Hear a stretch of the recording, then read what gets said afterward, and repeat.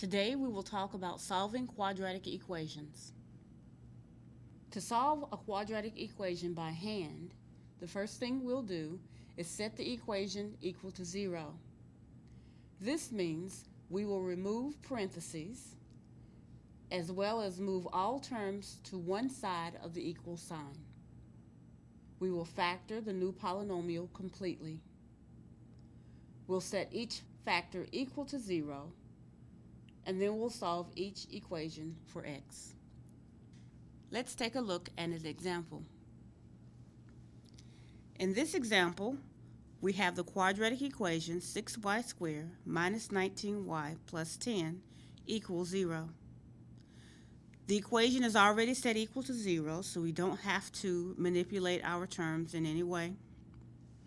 We will factor the equation. Remember, you can use the grouping method to factor. If we use the grouping method, we'll find two numbers that we'll multiply together to equal the first number times the last number. In this case, it'll equal 60.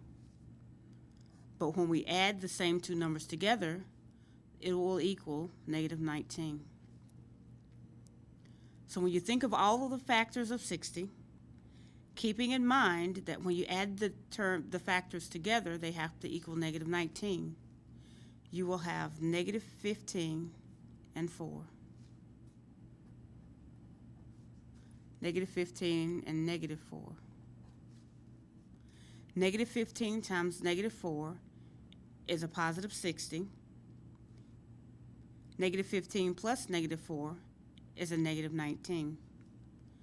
So now our terms for grouping are 6y squared minus 15y minus 4y plus 10 is equal to 0.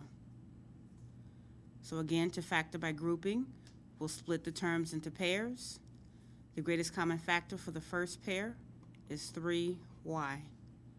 We'll divide the terms by 3y. 6 divided by 3 gives us 2. Y squared divided by y is y. 15 divided by 3 is 5.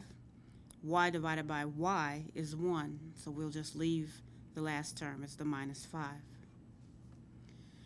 The next pair of numbers, our greatest common factor is 2. But because our first term is negative, we'll factor out a negative 2 and divide by negative 2. Negative 4 divided by negative 2 gives us a positive 2y. Positive 10 divided by negative 2 is a minus 5.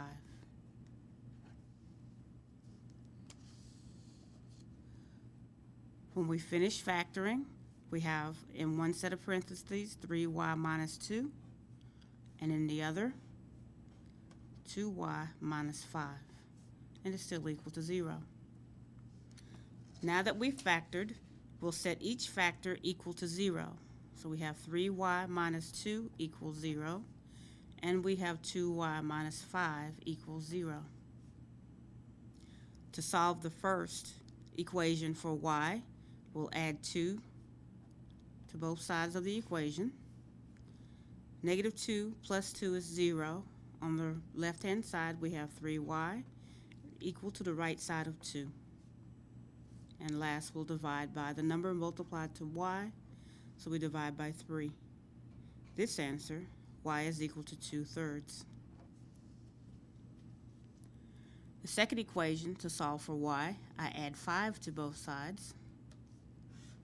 Negative 5 plus 5 is 0. On the left, I have 2y equal to the right side of 5.